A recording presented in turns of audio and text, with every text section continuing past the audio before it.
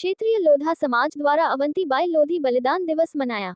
नसीराबाद में गुरुवार को नरसिंह मंदिर स्थित अमर शहीद वीरांगना अवंतीबाई लोधी का 167वां बलिदान दिवस लोधा समाज द्वारा दीप प्रज्वलित व पुष्प अर्पित कर मनाया गया। इस दौरान सचिव जितेंद्र पथरिया व डॉक्टर रवि पथरिया ने जानकारी देते हुए बताया कि वीरांगना के जीवन जन्म मध्य प्रदेश के मनकेरी में जमींदार परिवार में हुआ। व का विवाह रामगढ़ के राजा से हुआ। महारानी ने देश की आजादी के लिए अंग्रेजों से मध्य प्रदेश के रामगढ़ में युद्ध किया।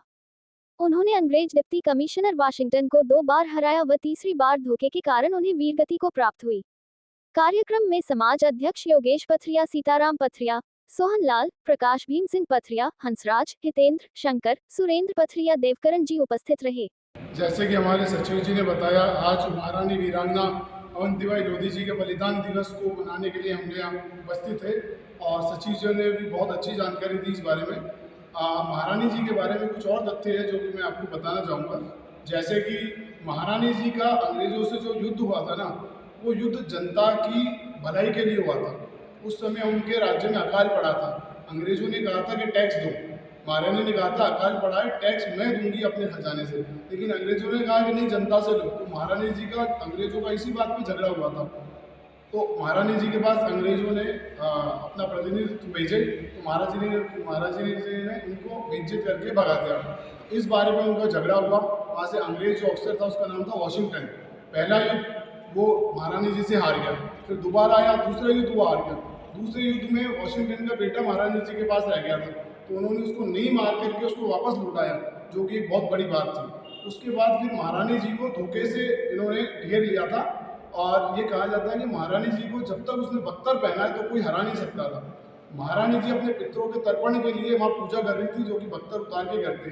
तब अंग्रेजों ने उनको घेरा और महारानी जी ने अपने आप को फिर तलवार अपने शरीर में प्रवेश करवा करके और अपना बलिदान दिया।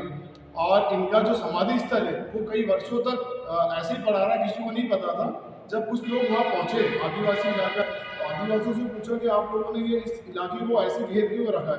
उन्होंने कहा कि हमारे पूर्वज बोल करके गए थे कि यहाँ महारानी का बलिदान हुआ था, तो कोई इस इलाके में गंदगी ना फैलाते, तो उसको आप हमेशा बचा के रखना। उसके बाद वहाँ की राज्य सरकारों को सुध आई और उन्होंने उसको समाधि स्थल बनाया।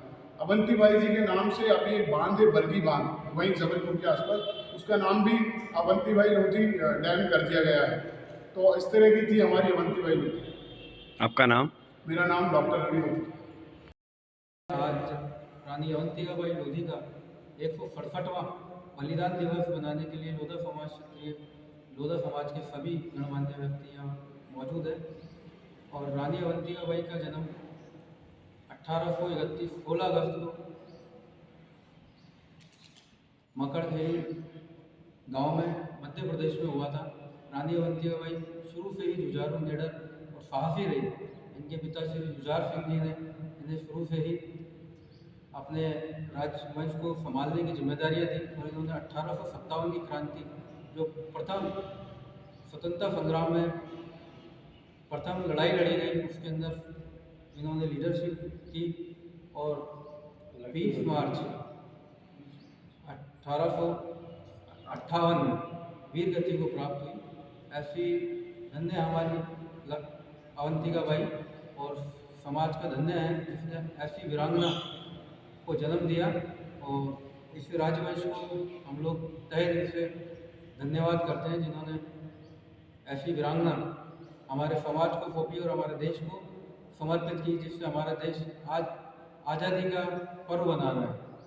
और सभी का मैं धन्यवाद दूंगा, साथियों का, जिन्होंने आज यहाँ इकट्ठा होकर समाज के लिए अपना अमूल्य समय प्रदान किया और यहाँ अवंतीबाई शहीद दिवस के रूप में मनाया। सभी पत्रकार बंधुओं का भी मैं धन्यवाद दूंगा जिन्होंने अपना समय निकाला